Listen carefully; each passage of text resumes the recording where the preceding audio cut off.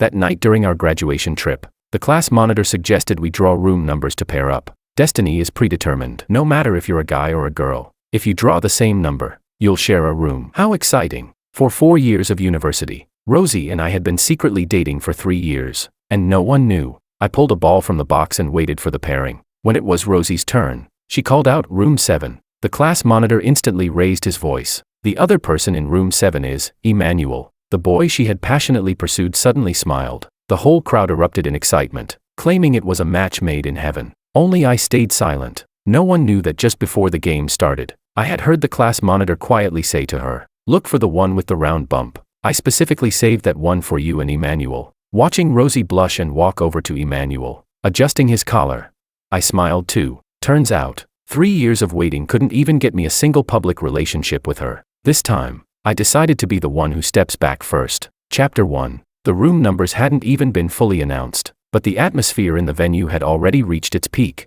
The class monitor handed out red wristbands, loudly emphasizing, "I'll say it again, same number, pair up. During this 3-day, 2-night trip, you must stick together the entire time. Your wristband color is your guide. No wandering off alone." Whistles rang out, and some girls even winked at Rosie on purpose. Emmanuel was still smiling, wearing his wristband as he took her small bag. Rosie's face turned even redder as her small body shrank behind him. Emmanuel took off his jacket and draped it over her shoulders. "Don't mess around. Rosie is shy." "Oh, so quick to protect her. Everyone watch out. If Rosie gets upset, Emmanuel might come after us." The teasing grew louder. I stood outside the crowd, holding the ball in my left hand and dragging the heavy suitcase with my right. Before leaving, Rosie stuffed her things into my suitcase. "When we get there, you'll be carrying my bag. You won't be able to handle another suitcase." She also pointed to my new jacket. "How about that one? I heard it's cold there at night. Perfect for me to wear." After 3 years of dating, she had never been publicly affectionate with me in front of classmates,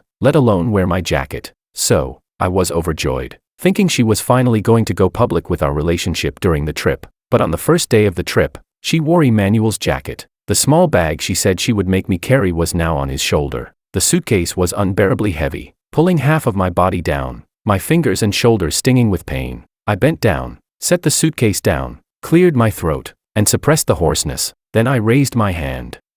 Everyone looked over, and the class monitor, still excited, asked, "What's up, Joel? Emmanuel's your roommate. You want to say something as his roommate?" Emmanuel froze, awkwardly twitching the corner of his mouth. Rosie suddenly looked up and gave me a nervous, warning look, but she was nervous for the wrong reason. I simply showed the ball in my hand and asked, "Who's 3? The class monitor scanned the crowd, and someone on the other side of the room raised their hand. "I am." It was one of the quieter girls in the class. The class monitor laughed. "It's Nadia. I know you're single, Joel. What about you? If you're single, you two can stay together. If you have a girlfriend, we'll switch you with a guy." I gently interrupted him. "I'm single." From the corner of my eye, I saw Rosie's brows loosen and then furrow again. She turned her head, seemingly to look at Nadia, but the class monitor had already pulled out the orange wristband. "Great, you're both single. Maybe you'll end up as a pair." I took the wristband and nodded politely. "Thanks." As I picked up the suitcase again, I felt a pair of eyes on me. I didn't know what expression she had at that moment, but probably, it was a sigh of relief. The room assignments were settled, and we started lining up for check-in. Emmanuel went to make a call to his family, and Rosie was taking her time, only handing over their IDs when it was just me left. "You should go find the class monitor and tell him you don't want to stay with a girl. Ask for a guy or to stay alone. You can pay the difference for the room." She lowered her voice and kept her gaze straight ahead, not even giving me a side glance. I was texting my parents to let them know I arrived safely and didn't lift my head. "Why? What do you mean why? You're not single. How can you stay with someone of the opposite sex? What about you? Are you single?" Rosie's fingers froze, and her tone became more arrogant. This was the rule from the start. "I'm just respecting the results of the draw." I spoke softly. I'm also respecting the results of the draw." Her almond-shaped eyes widened in disbelief, but before she could speak, I grabbed the room key and turned away. After taking a few steps, the class monitor loudly announced, "Everyone, head to the multimedia room in half an hour. I've booked it for us. We're taking a trip down memory lane." Watching the freshman sports meet documentary, I didn't stop walking, just adjusted the handle of my suitcase. The documentary of the freshman sports meet. The documentary where Rosie had passionately pursued Emmanuel. Chapter 2. In the multimedia room, there was a table full of snacks and fruit. As soon as Rosie sat down, she moved the grapes in front of Emmanuel. A male classmate sitting nearby jokingly teased, "Rosie really favors Emmanuel. She knows he loves grapes, so she's left the whole plate for him." Others chimed in, teasing Emmanuel, who helplessly pushed the plate away, but his tone was appreciative. "Everyone, let's share. Rosie bought me a lot. If it's not enough, we can go back to the room to get more." But Rosie pulled the plate back and kept smiling. I'll go get some. You eat first." She stood up and left, and the teasing in the multimedia room immediately went through the roof. Emmanuel says one thing, and Rosie immediately goes to do it. "She's so good to you." Emmanuel smiled, eating grapes, and suddenly called my name, "Joel. When Rosie brings it over later, you should eat more. I remember you love grapes too." The door opened, and Rosie walked in with 2 plates of grapes, all placed in front of Emmanuel. She knew, in these 3 years, I had bought grapes countless times, and she had often told me with dissatisfaction, "Eat less. These grapes are so sweet. If you eat too many, you'll get pimples." I casually picked up an orange and heard the class monitor call out to me, "Joel, where's Nadia?" Everyone turned to look at me. I peeled the orange without lifting my head. She had something urgent to take care of, so she left for now. The class monitor sounded disappointed. "Well, that pair is in trouble, but no worries. The other pair will definitely work out." Rosie's gaze lingered on me for a moment before she looked away. "The documentary's starting." Her voice had a hint of exhalation as she smoothly handed Emmanuel a grape. The documentary lasted for 2 hours. Everyone was excited, and whenever Rosie and Emmanuel appeared, people laughed and teased. Rosie's wiping Emmanuel's sweat again. "He's only running 50 meters, and you're following him closer than the cameraman. Look, she even has bottled water, a small fan, and sunscreen ready." Emmanuel, "Everyone in school knew Rosie was chasing after you. How could you resist? You made her stay single for 4 years, and she's still thinking about you after graduation." Emmanuel looked at Rosie, his expression gentle. "I thought campus relationships are unstable, so I wanted to wait until graduation to consider it. I didn't expect she would wait for me all this time." A girl teased, "Rosie, it must have been tough waiting for 4 years, right?" Rosie met his gaze and nodded slightly. "It was fine." Those few words held 4 years of patience and admiration. Sighs filled the room, but I just laughed to myself. Tough? She had pursued Emmanuel passionately for 6 months without success, then switched to tennis. I was the main player on the school's tennis team, and she asked me to be her coach for 6 months. As soon as the second year started, she confessed to me, she was doing fine, though our relationship wasn't public. We were happy and content. Or perhaps, it was only me who felt truly happy. I took a bite of the orange when suddenly, a classmate pointed at the screen and shouted, "Joel, why is the class monitor still giving you an umbrella? Did she ever chase after you?" The topic shifted to me. "No, she just did it out of kindness." I shook my head, but the classmate continued, "Such a pity the class monitor didn't come today. But she clearly likes you. You should think about it. I think you two would make a great match." On the other side, Rosie was pouring water for Emmanuel, moving gracefully as if she hadn't heard our conversation. I smiled faintly. "No, thanks. Actually, I have a girlfriend." That figure stiffened suddenly. Her fingertips clenched into a fist. I understood her. She was worried I might say something inappropriate, but the classmate grabbed my arm and loudly asked, "Who? Is she from our class?" Dozens of eyes turned towards me, but I kept my smile, nodding. "Yeah." Chapter 3. The atmosphere immediately grew lively, with everyone asking which girl I was referring to. Rosie's face gradually darkened as she lowered her head, staring at her phone. I noticed the phone vibrated twice, but I didn't look at it. I just said, she had something to do, so she didn't come. There were 7 or 8 girls who hadn't shown up today. The class monitor, disappointed, was about to ask further when Emmanuel suddenly called out with an "eh."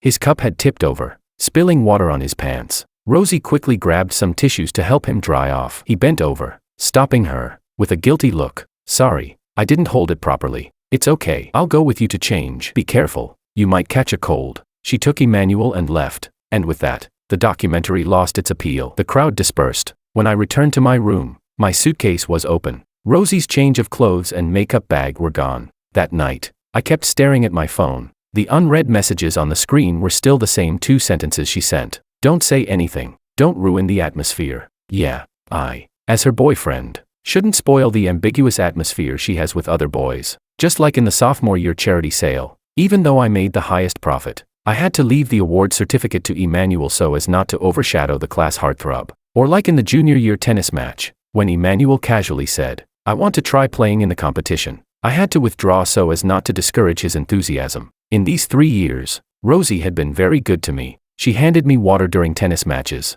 knitted me scarves when it got cold. Apart from not being willing to go public, She did everything a girlfriend should do, but when it came to Emmanuel, I was always the one who had to step back. As the sun rose, my phone still hadn't vibrated. I stared at the rising sun outside the window, feeling a growing sense of calm within. The day's plan was to visit some tourist spots. Rosie and Emmanuel, wearing their red wristbands, walked together the whole time. The camera I bought for her was now in Emmanuel's hands. He took pictures of her at every popular photo spot and even took selfies with her in front of the landmarks. While resting by the bridge, someone asked me about my future plans. "Joel, do you plan to stay in B City or go back to a city?" I replied calmly, "I'm going back to a city." Rosie was wiping sweat off Emmanuel and glanced at me, either intentionally or unintentionally. The class monitor nudged her. "Emmanuel is from B City, so you'll definitely stay in B City, right?" Without thinking, Rosie blurted out, "Of course." Emmanuel looked down, his lips curling into a smile. He subtly moved closer to her,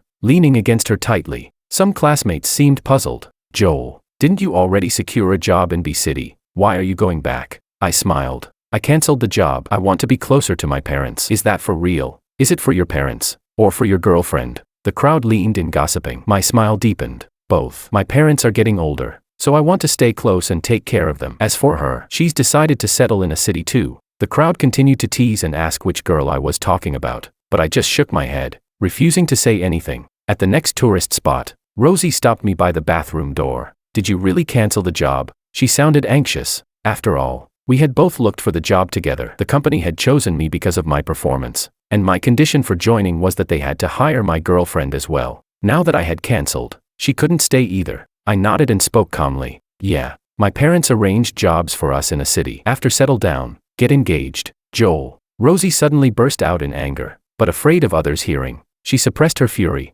her face turning pale. "Who gave you the right to casually arrange my future?" Chapter 4. She left in anger. The group was loosely scattered, and she pulled Emmanuel along, walking at the very front. I stayed at the back, chatting casually with a few classmates. It wasn't until dinner at the buffet that Emmanuel spoke up clearly at the table. "The Perseid meteor shower, you guys don't know about it." Rosie said there's an observation spot nearby. There can be hundreds per hour. Everyone present immediately became interested and started making plans to go see it. The class monitor clicked his tongue. "Can you guys be a little more perceptive? You can see meteors from the hotel too. Don't go play third wheel in front of them." Everyone instantly understood. True, the observation spot has the best view. It should be reserved for the people who need it most. Rosie served Emmanuel food, though she didn't say anything. The blush on her cheeks said it all. This buffet didn't suit me. The flavors were too strong. I took a few bites of seafood, but the seasoning stuck in my throat, making it impossible to swallow. Lowering my head, I spat it out and got up to find something lighter. The class monitor followed me and said quietly,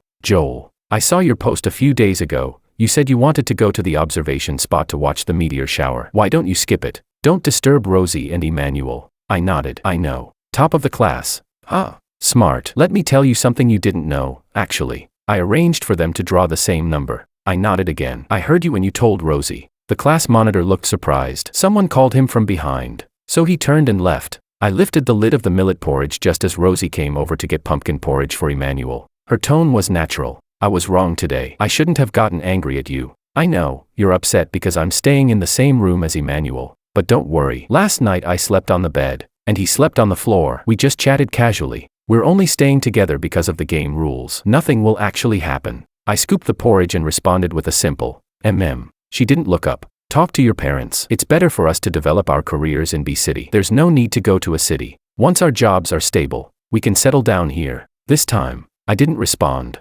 After finishing the porridge, I turned around. She hesitated, then suddenly called out to me, "Joel.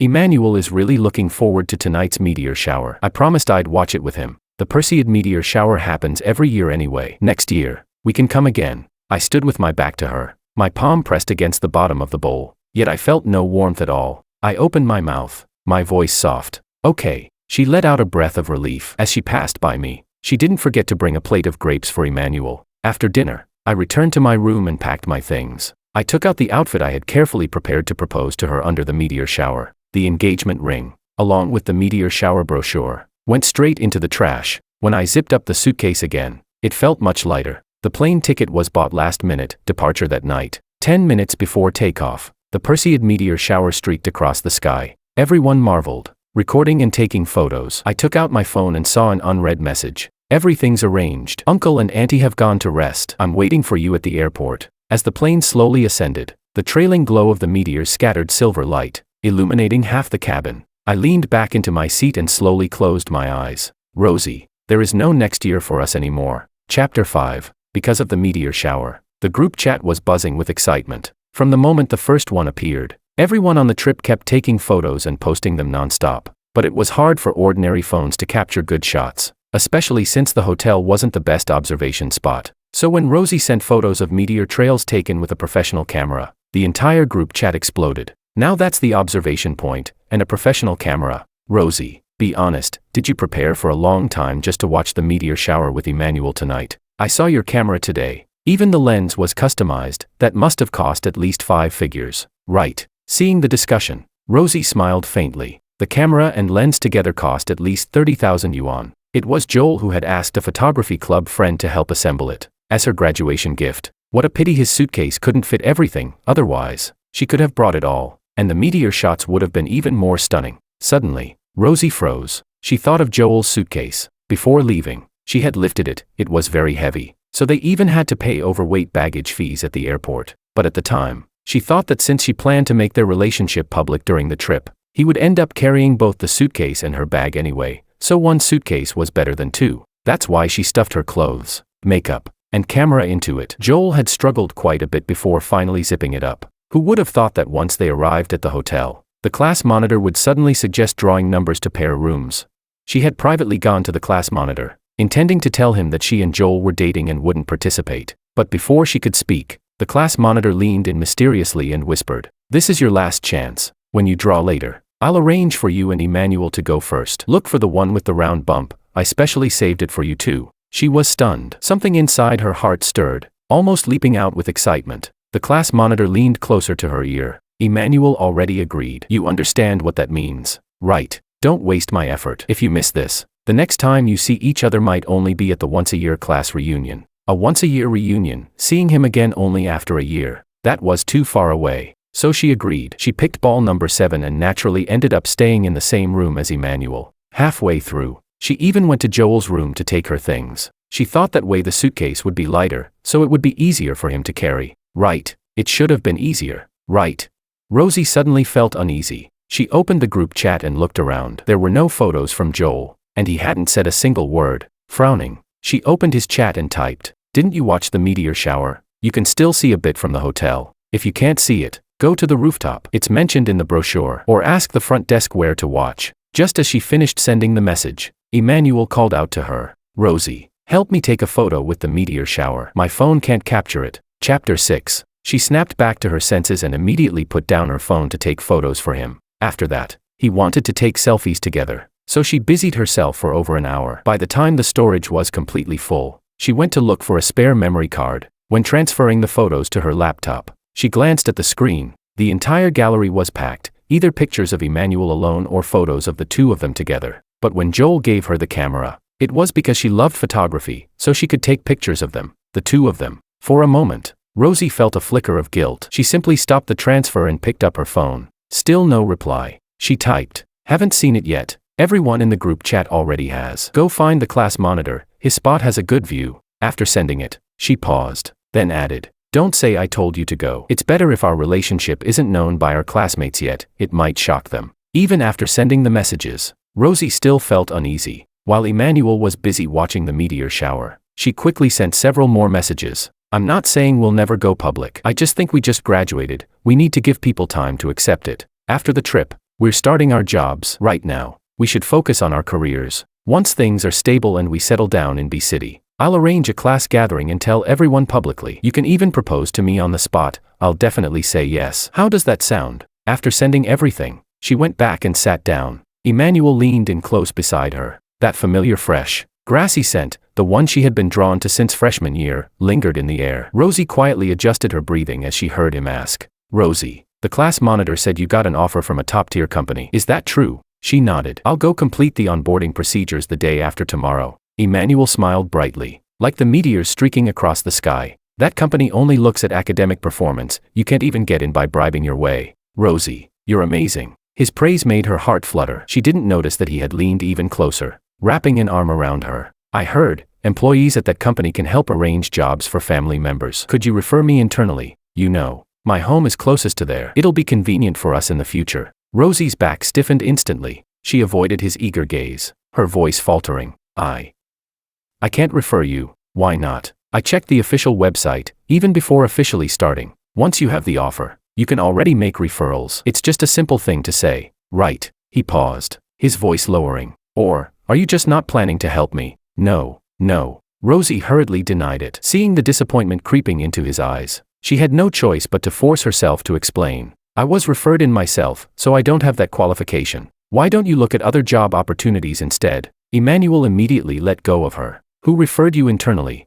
Chapter 7. Of course, Rosie didn't dare mention Joel's name. An employee referral could only be for family members or romantic partners. If she mentioned Joel, it would mean exposing their relationship. But in front of Emmanuel, she couldn't bring herself to say it. This was the boy she had once loved, the softest place in her heart. Even after she fell for Joel and dated him for 3 years, there was always a place reserved for Emmanuel deep inside. That was why she agreed to the class monitor's arrangement. Why she didn't follow her original plan to go public. Why, for this meteor shower, she chose him. She thought that in the future, she would definitely live a proper life with Joel. So this time, she might as well follow her heart, treat it as a final farewell to the passionate love she once had. So she casually said it was a relative who referred her, and then accompanied Emmanuel back to the hotel. But he remained silent the whole way, only saying softly that he wanted to go back to the room and rest. The moment the door closed, Rosie immediately ran to Joel's floor. No matter how much she knocked, he didn't open the door. He didn't answer calls or reply to messages. Irritation built up in her chest. As she kept knocking, her temper flared. She sent a voice message directly. Joel, you said you'd watch the meteor shower all night. There's no way you're asleep. Open the door. What exactly are you throwing a tantrum about? Just because I'm staying in the same room as Emmanuel. Can you be reasonable? You're not a child. Don't you understand respecting the rules? We drew the same number. It's not like we had a choice. And besides, didn't you also draw the same number as Nadia? Aren't you staying with her too? A man and a woman alone. At that point, she remembered Nadia had already left. So she scrolled up and cancelled that part. Anyway, just open the door. I'll show you the meteor photos I took. If you're really bothered, then we don't have to wait until settling down. Once our jobs are stable, I'll make our relationship public. Is that enough? She sent dozens of scattered messages, but none were answered. Rosie completely lost her patience. Fine, if you insist on making a scene, then go ahead. When she returned to the room, it was already 3 a.m. Emmanuel was asleep. She quietly took a shower and slipped under the covers. She slept until noon. The moment she woke up, she checked her phone. Still no messages. Behind her, Emmanuel noticed she was awake and spoke. Rosie, do you remember that time in the tennis hall? Joel knocked me down and injured my knee. I had to use crutches for a month. You were the first one to rush over and check on me. You even brought meals to my dorm every day. When I told my mom about you, she said you'd make a great daughter-in-law. Rosie's attention was still on her phone. She replied casually, Joel didn't touch you. You fell because the floor was slippery after being mopped. I was afraid you'd blame him, so I went to check on you. Emmanuel froze, then sat up in disbelief. Then what about the meals you brought me? You kept insisting Joel caused your fall. I brought you food because I was afraid you'd target him. And I brought double portions, mainly for Joel, and just gave you some on the side. Before she could finish, Rosie stopped. She realized she had told the truth, a truth even she herself hadn't fully realized before. Turning back, Emmanuel's expression darkened. The once clear and gentle eyes now reflected resentment. So my instincts were right, you and Joel are dating, and that job was referred by him. Rosie, are you out of your mind? How does he even compare to me? You once liked someone as perfect as me. How could you lower your standards and be with someone like him? The room fell into dead silence. Rosie slowly sat up, her face growing colder by the second. What do you mean, someone like him? Joel is more genuine than you, smarter than you, and works harder than you. Unlike you, clearly you look down on me. Yet you strung me along from freshman year all the way to graduation. You said campus relationships were unstable. So what about the 8 girlfriends you had during those 4 years?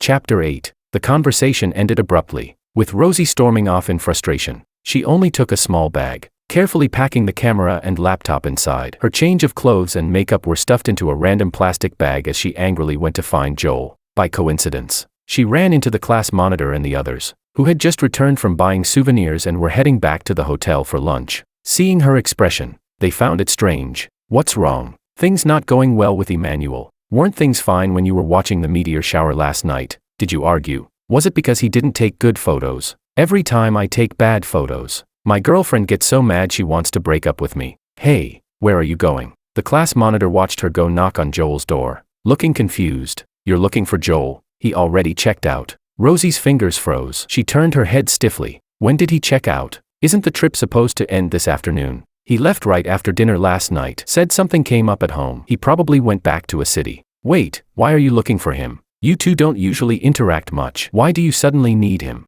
Rosie didn't answer. She quickly opened WeChat, only to see that the chat window was filled with her own messages. Joel hadn't replied. In fact, he might not have even read them. She didn't waste time explaining. She called him directly. His phone was off. The class monitor and the others couldn't make sense of it and turned to ask around. When Joel left, did he tell anyone what he was going back to a city for? It's been a while. He should already be home by now. Right. A girl suddenly showed a gossiping expression. Didn't you see the posts? Joel rushed back to a city to have dinner with his girlfriend and both families. He's probably busy right now. Rosie immediately looked up, her face darkening. That's impossible. My parents aren't even in a city. How could we have dinner together? The girl looked at her, puzzled. Who said it was you? You're not his girlfriend. Check your phones. Nadia posted a 9-photo collage. Who?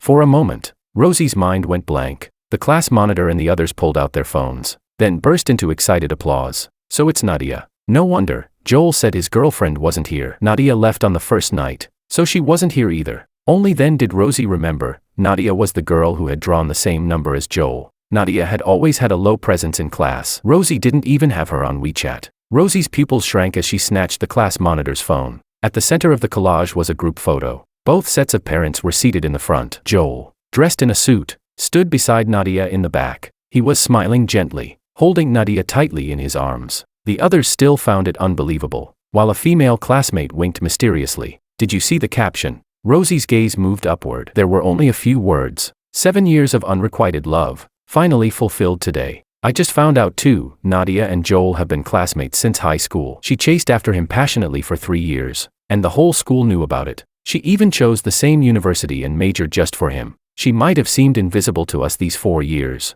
but she never gave up behind the scenes. And now they even got paired together by chance. It's basically fate. More and more classmates gathered, all talking excitedly. Rosie's nerves snapped. From the crowd, someone asked, "Hey, do you think they were already together back in school? Secretly dating without telling us? Maybe. What if they've been together since freshman year? That's impossible." Rosie cut them off sharply, her face pale, each word forced out through clenched teeth. "I'm his girlfriend. We've been together for 3 years. The entire hallway fell silent. The class monitor's mouth dropped open as he gasped. "You too, but he. Then when he heard me tell you about tampering with the balls, why didn't he say anything?" In that instant, it felt like Rosie had been struck by lightning. He knew. He knew from the very beginning. No wonder, no wonder. Chapter 9. After spending the whole day accompanying both families, we sent my parents back home and then dropped Nadia's parents off at their hotel. When everything finally quieted down, Nadia sat in the passenger seat and gently adjusted my collar, which had been messed up by the wind. "Are you sure you don't want me to drive? You came back overnight, you must be exhausted." I gave a soft "Get some sleep. I'll wake you when we arrive." She nodded, but couldn't quite fall asleep. Instead, she turned to look out the window. I couldn't help asking, "Nadia, how did you manage to hold on for so long?" She reached over with her left hand, took my fingers, and gave them a light squeeze. "You should say, good thing I held on for so long. Good thing." I went on that graduation trip too. At a red light, I stopped the car and turned to look at her. She continued, "I came to a city in advance. I've already thought through most of our future. As for the job, please thank your parents for me." I nodded. "You don't need to feel pressured. Your grades far exceed that company's standards. My parents only submitted our resumes. You were hired because of your ability, not connections." She smiled and squeezed my hand again. "But I still need to say thank you. Thank you for everything, for letting my wish finally come true." I let her hold my hand for a moment, then gently pulled away to focus on driving. Outside the window was the scenery I had grown up with. Originally, for Rosie, I had planned to stay in B City. That company's hiring process was complicated. I went through 8 rounds of interviews alone, each one draining. Every time after an interview, I would feel completely worn down, but I kept thinking that if I succeeded, I could refer Rosie in. We could work together, and maybe, we could stay together forever. But things didn't turn out that way. When the car stopped downstairs at my apartment, I yawned and just got out when Nadia suddenly walked quickly toward me. "Why is she here?" I looked up. Rosie was running toward us. Under the streetlight, she was drenched in sweat. As soon as she stopped, she spoke between breaths. "Joel, you can't just get together with some random woman because you're mad at me. I've already talked to my parents. I'll come to a city to develop my career. I don't want the job in B City anymore. Come here. I'll post about our relationship right now and make it public. I was a bit confused. Rosie, what exactly is our relationship? She straightened up, wiping her tears. Stop messing around. If you keep this up, everyone will think you two are actually together. Before I got on the plane, I already told the class monitor and the others that we're dating. Next, I just need to post about it. I understood. She thought I was just being spiteful, and that what I had with Nadia was an act. So I simply wrapped my arm around Nadia's shoulders and smiled lightly. I was never playing games with you. The day we drew room numbers, Nadia confessed to me in the room, and I said yes. That's why she immediately brought her parents to a city to meet mine. Next month, we're getting engaged. Chapter 10. Rosie completely lost control.